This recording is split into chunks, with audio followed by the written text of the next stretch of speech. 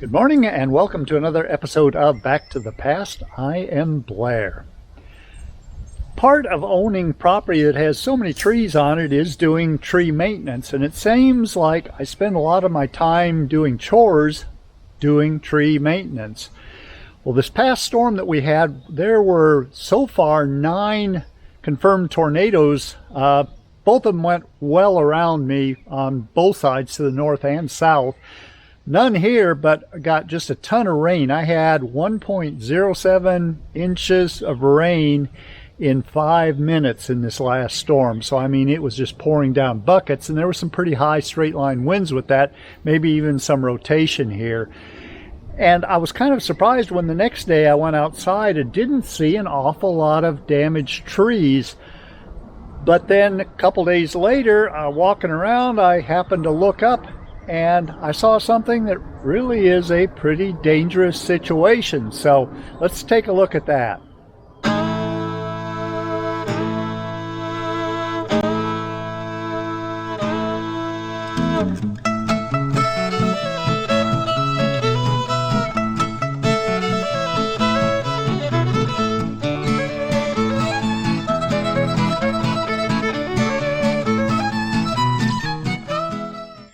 So just turning the camera up from where I was standing, we can look up here and there is a branch, pretty significant branch, that was broken off from right up there.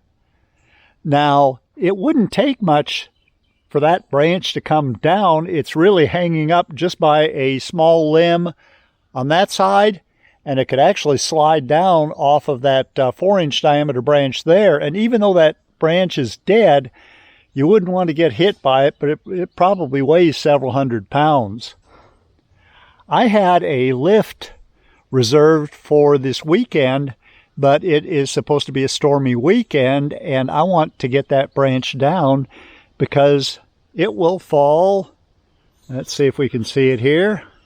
Come back down. You can barely see it. You could see it if it was lit up. But I have my string lights going kind of right across there. And I don't want them to be damaged. I paid a lot for them, and it took some time to get them up. So what I'm going to have to do, I will have to get the tractor out and stretch that out just a little bit to be able to unhook it. I'll unstring up to this big pecan tree here.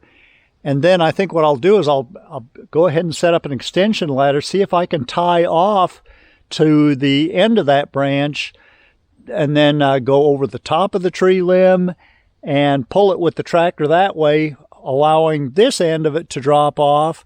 And then once it drops off, well, that'll probably be enough to bring the whole thing to the ground. But if it isn't, I may need to pull it back this way in order to get it down. There's a lot of little things to be done just in order to be able to get that down, but that really needs to be made safe before the stormy weather moves in. So what I need to do here is to put in an eye bolt and a little pulley there to where I can pull through that, tie a rope off to the end of my light string, give it a little pull to where I can get it unhooked, and then slack it to where I can drop it down from where it is.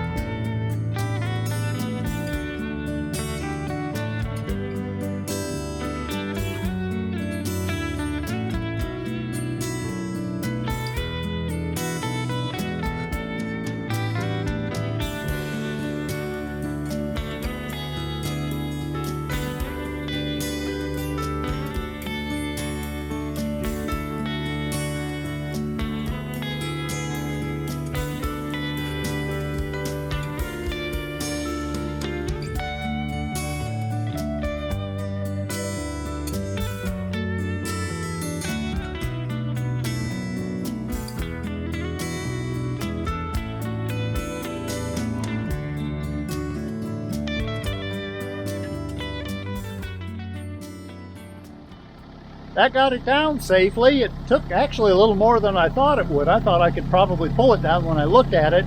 There was actually a small branch, probably an inch and a half in diameter, that was hanging up this end to keep it from sliding anywhere. So anyway, the tractor ended up doing the trick. Now I got to cut it up into some firewood.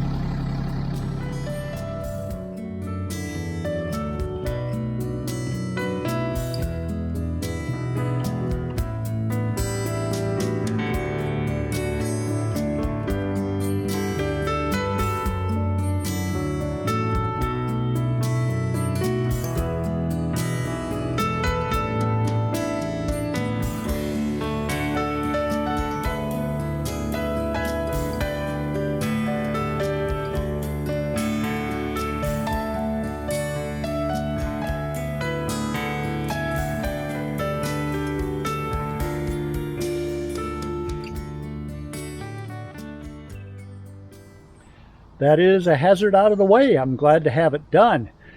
In trying to break some of those branches, they actually didn't break, they bent. So the tree, that branch was still alive, but obviously it was on its last leg, or it probably wouldn't have fallen, and it probably would have had leaves on it.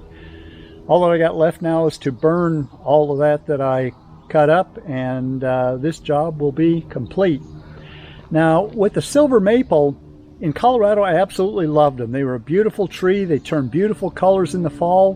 Here, they're really a pain in my backside. Because of the climate, because it's warmer here, because it's more damp here, we get more rain here, they grow later into the season. We often don't get our first frost until close to Thanksgiving, and by that time, the leaves have fallen off the trees, but they really haven't had a chance or a reason to turn any pretty colors.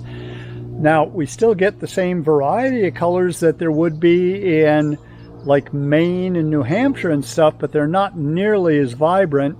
I think just because of that, because of the climate. It's so much warmer here than it is up north. Not nearly as vibrant as the aspens in Colorado are either, but it's really a very pretty area in the fall. But again, the maples, I'm not liking them all too much. I know in Colorado I had a neighbor that had a giant maple tree topple over in a windstorm there, and it ended up that about the outside 2 inches of a 3-foot diameter tree was the only thing that was really still alive. The doggone silver maples, they'll start rotting from the inside out, and that's what's happened on my great big one that was my prize tree, and really on this one that had the broken branch now too. There's an awful lot more of that I'm not seeing any leaves on, and it's probably nearing the end of its life. So that one's going to end up having to come down too. One of my chores is getting rid of an awful lot of trees around here, and it's sad to see it happen, but really it has to keep the forest healthy. See you on my next episode. Thank you for being here. Goodbye.